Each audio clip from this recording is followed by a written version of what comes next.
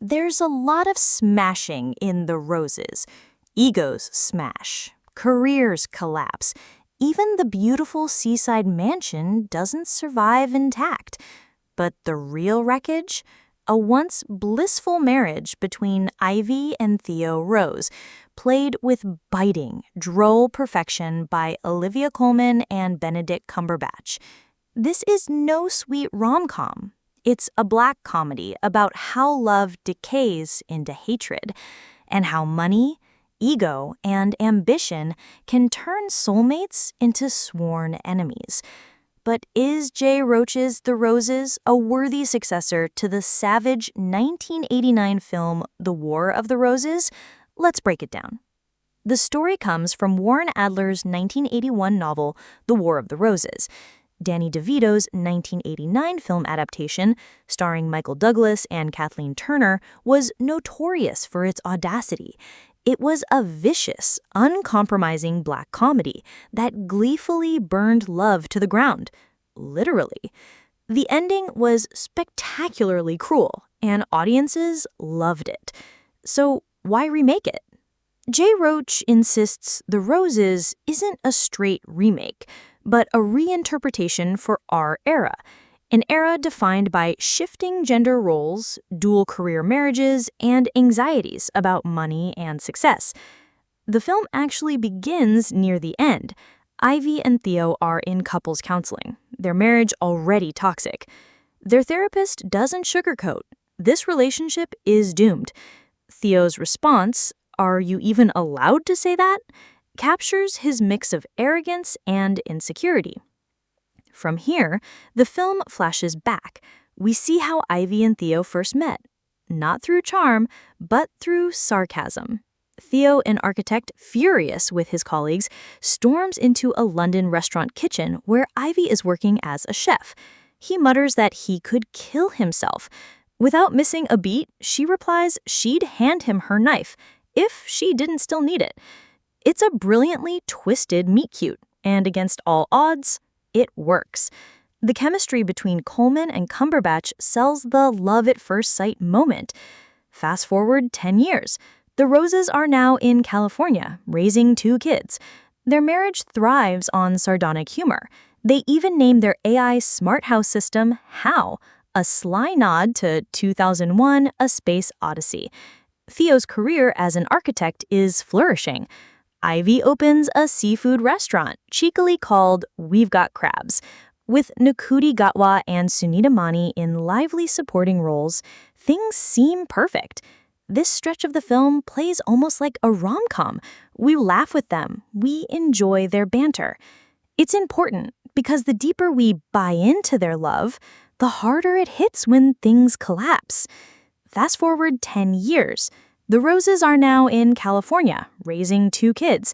Their marriage thrives on sardonic humor.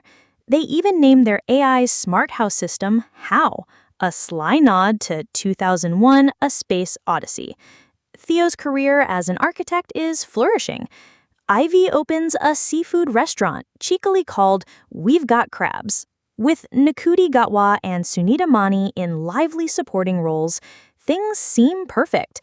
This stretch of the film plays almost like a rom-com. We laugh with them. We enjoy their banter. It's important because the deeper we buy into their love, the harder it hits when things collapse. The real battleground becomes their house, a lavish seaside mansion.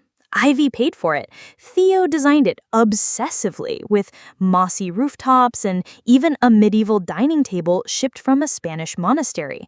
What once symbolized their shared dream becomes a trophy in their bitter war. As Andy Samberg's Barry, Theo's best friend and divorce lawyer, bluntly puts it, divorce is mostly about real estate. The fighting grows nastier, uglier, funnier.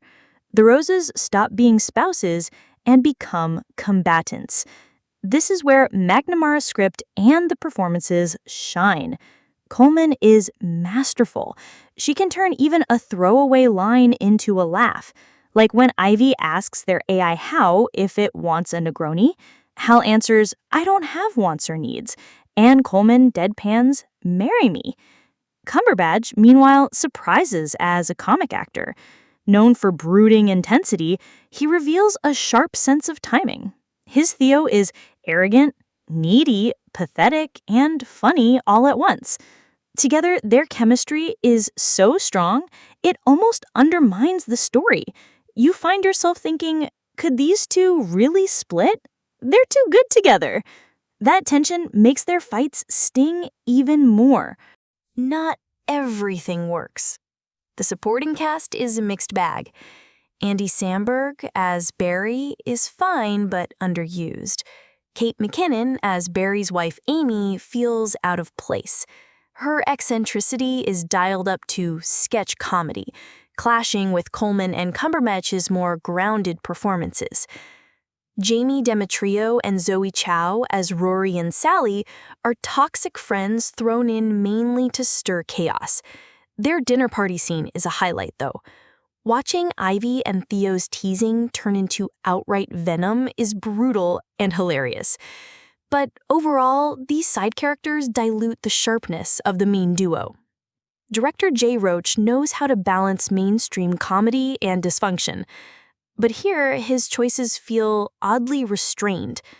Visually, the film often looks more like a prestige TV pilot than a cinematic spectacle. And the soundtrack? Painfully obvious. Using Love Hurts during the marriage collapse is the definition of on the nose.